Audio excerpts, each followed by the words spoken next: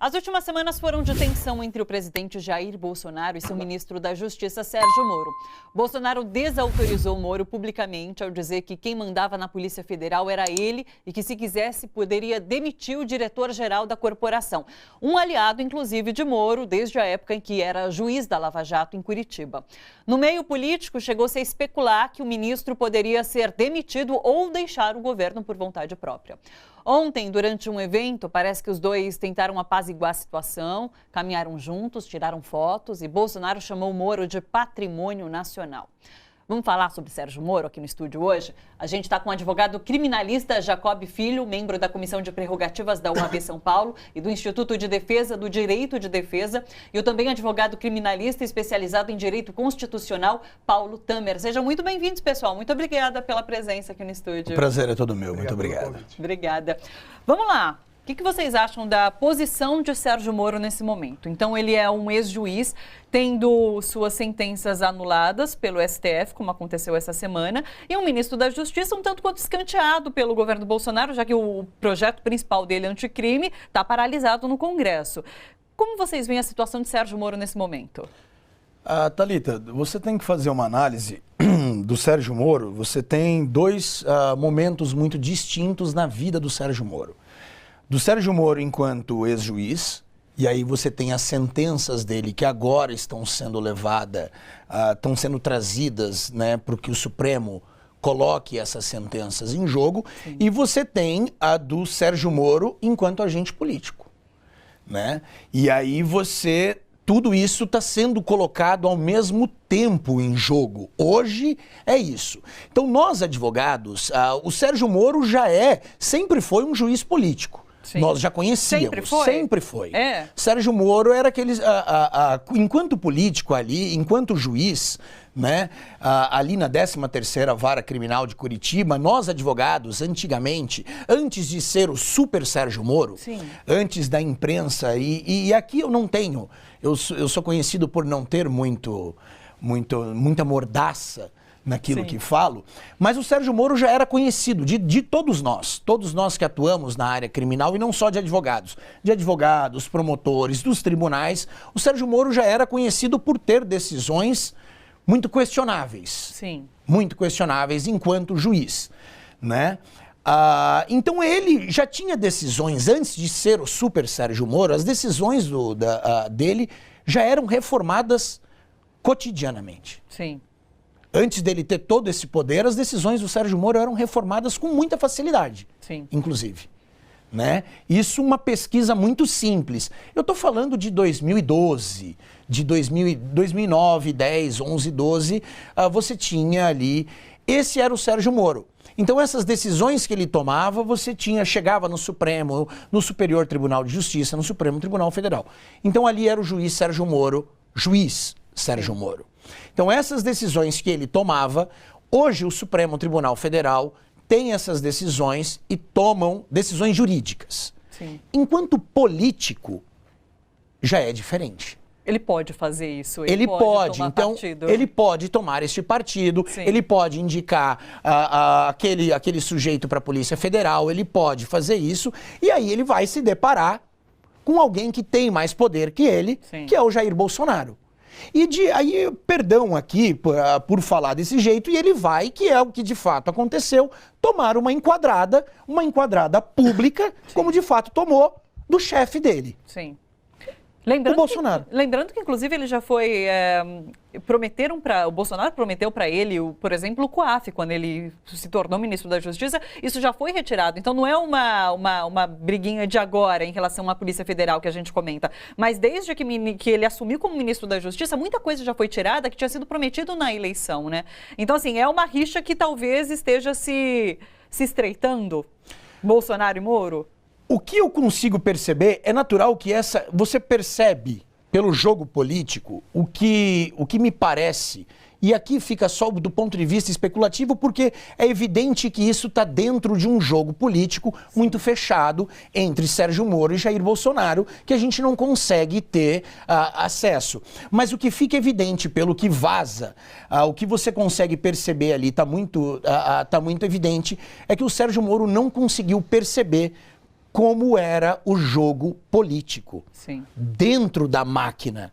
Ele não percebeu que ele não tinha todo o poder que ele achou que teria. Sim. Ele não percebeu que quem mandava mesmo é que ele seria, claramente, que ele ia ter que bater continência para o Bolsonaro, como ele de fato está batendo. E postou até foto dele soldado, né, comemorando. É Dia do isso. Soldado, Ele, tempo enquanto atrás. juiz, ele foi alçado, enquanto juiz Sérgio Moro, embora ele tivesse, você teria ali o TRF, você teria o Superior Tribunal de Justiça e o Supremo Tribunal Federal, que não, termo técnico não é esse, mas há uma hierarquia jurídica, Sim. né? Você tem ministros que teoricamente mandam mais. Ele tinha um apoio popular muito grande. Então as decisões dele tinha o apoio popular. As pessoas, os ministros, os desembargadores tinham medo de mudar. E o termo é esse: medo de mudar o que o Sérgio Moro fazia, mesmo sendo claramente sem apoio jurídico, doutrinário e claramente ilegal as decisões que ele tomava. Sim. E agora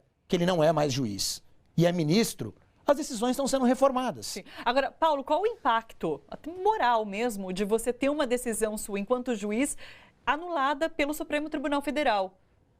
Olha, sinceramente, eu entendo que não deveria haver, de maneira nenhuma, por parte dos magistrados, qualquer espécie de impacto moral em ter sua sentença reformada. Pelo contrário, Sim. o impacto que deveria ter seria pedagógico, seria de entender como que juízes com uma larga experiência, uma experiência muito maior que a minha, supondo fosse eu magistrado, podem me recomendar a tomada de decisões, não necessariamente com relação ao seu mérito, mas mesmo quanto à execução da procedimentalidade do processo. Né? No caso do ministro Sérgio Moro, assim, o que é importante mencionar, como vocês estavam dizendo agora há pouco, é que antes era juiz e agora é ministro e participa do poder político. Ora, ele tem prerrogativas de tomar as decisões que toma? Sem dúvida que tem. Agora, é importante ter em mente sempre a respeito da moralidade que a nossa Constituição preserva. Sim. Então, ora, se eu figurei naquele processo enquanto um agente ativo, como um juiz de direito,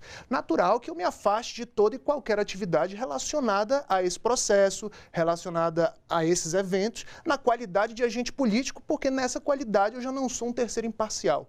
Sim. Mas tenho parcialidade, apoio o governo, e deve apoiar, é um Sim. ministro do governo. Sim. Né? Então, essa eu acho que é a perspectiva que não deve haver. A perspectiva moral deve existir na não participação enquanto agente político. Enquanto juiz, a perspectiva que deveria ter é pedagógica, de melhorar enquanto juiz. Agora, isso é interessante, o caráter pedagógico, porque quem assumiu no lugar de Sérgio Moro é a juíza Gabriela Hart, lá em Curitiba, né? E falam que ela tem uma semelhança muito grande, né, em relação à atuação dela com a de Sérgio Moro. Então, serve nesse sentido, de você entender o que foi feito de errado na condução de um processo por Sérgio Moro e não repetir, no caso de Gabriela. Então, não, na teoria é isso. Bom, eu sempre parto do pressuposto que se algum sujeito é um juiz de direito, eu imagino que ele seja adulto o suficiente para não ser melindrado Sim. quando for contrariado, assim como advogados, médicos, jornalistas, né? Quando somos contrariados e o nosso opositor, o nosso adverso estiver correto, o necessário é que nós passemos a aderir àquela posição que se mostrou mais acertada. Sim. Então, eu não vou de maneira nenhuma tratar Sua Excelência a doutora Gabriela como uma criança e imaginar que ela deve insistir nos erros que já foram reformados pelos tribunais superiores. Claro. Logo que surgiu o primeiro vazamento em relação à Lava Jato, publicado pelo Intercept, a gente fez uma discussão aqui no estúdio, eu não vou lembrar o nome, mas a gente esteve com um juiz aposentado e ele conheceu o Sérgio Moro quando ele era juiz da operação e quando, enfim, não tinha nem chegado ainda ao cargo de juiz. E ele acreditava que o Sérgio Moro teve um pouco de ingenuidade, se deixou ludibriar pelo poder e quando se tornou a principal figura da operação Lava Jato. Vocês acham que isso aconteceu? Olha, eu ouso dizer para você que de ingenuidade ali não há nada, tá? Pode ser, é evidente que as pessoas olham e... eu quero, Thalita, vamos lá.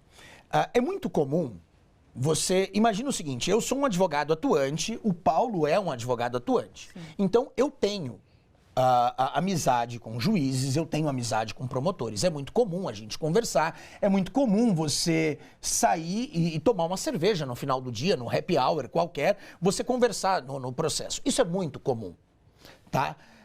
conversar, bater um papo sobre determinado processo.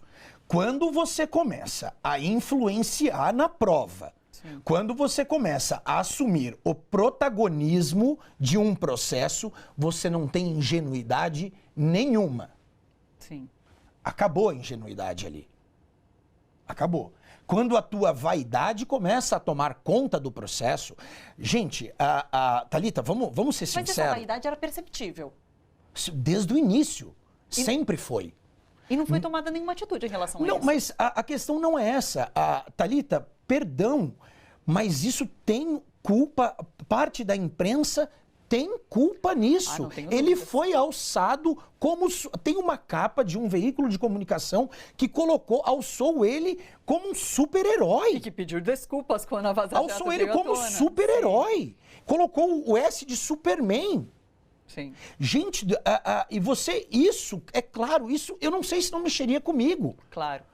Isso pode mexer com você. Você é herói nacional. Você é tido como uma pessoa que mudou o país. Você mudou o rumo político, você mudou o rumo econômico daquele país. São milhões de brasileiros que passaram a acreditar na economia e no futuro daquele país. Sim. Por causa da sua atuação. E a sua atuação é falha. Foi isso que aconteceu. E agora estão tomando providências. E agora que, com os vazamentos, sim, as suas... Eu não posso dizer, eu não tenho certeza porque eu ainda não tive acesso a tudo isso. Mas, quiçá, e eu friso isso, quiçá a sua atuação foi criminosa. Sim. Mas parcial, inegavelmente. O juiz e a lei orgânica da magistratura, os juízes, e inegavelmente a sua esmagadora maioria dos juízes brasileiros, são juízes correitos, são juízes seríssimos. Não são assim. Os juízes que eu conheço, os juízes que eu atuo, são juízes que estão ofendidos com essa conduta. Sim. Porque agora, isso não é cotidiano. Sim. Agora, Paulo, o STF demorou a se manifestar, porque, inclusive, o ministro Teori Zavascki chegou a fazer alguns questionamentos em relação ao Lava Jato, depois aconteceu o que aconteceu, ele morreu num acidente, e meio que o STF... deixou a Lava Jato prosseguir com a sua atuação do jeito que vinha fazendo. O STF demorou a fazer essa supervisão do que estava acontecendo ali nesse processo? Eu acho que, em primeiro lugar, tem que se sempre lembrar que o tribunal ele deve ser inerte, ele precisa ser provocado.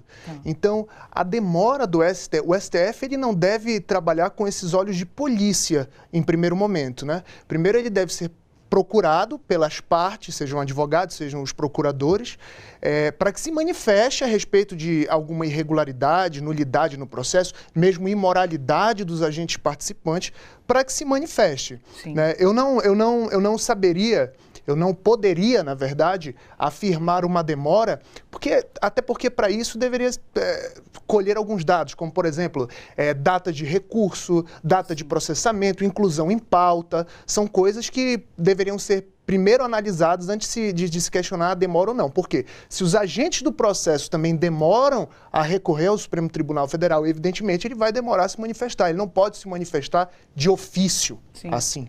É que existe uma narrativa numa parcela da sociedade de que a Lava Jato já vinha exercendo um poder político, um papel político desde lá atrás, né? Então, realmente, eu não sei se o STF foi, enfim, acionado em relação a tudo isso, mas...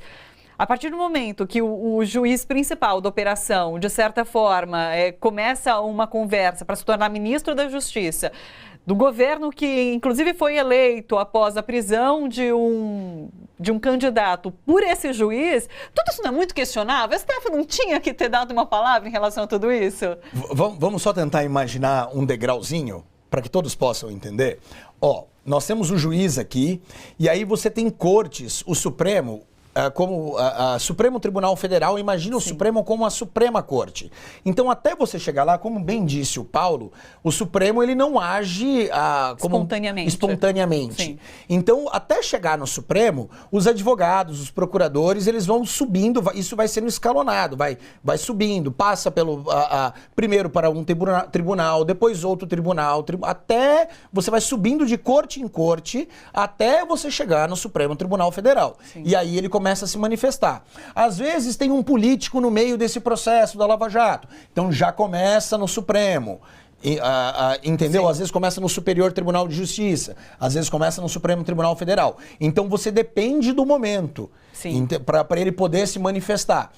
E depende de como essa prova foi colhida, se essa prova foi colhida de maneira legal, se ela foi colhida de forma ilegal. O que se vem a público, o que centralizou tudo no ex-presidente Lula. Sim. Mas tem outros momentos, tem outras questões da Lava Jato que foram anuladas, que não vieram a público. Essa não é a primeira sentença da Lava Jato que é anulada. Tem outras questões que foram discutidas. Só que não chegou ao STF. Que não chegou ao Supremo, entendi. mas que o STJ já havia barrado. Já tem outras coisas que foram de réus menores, que não chegaram até lá. Questões que o processo bateu no STJ, o TRF mandou voltar. Sim. Teve questões assim dessa natureza.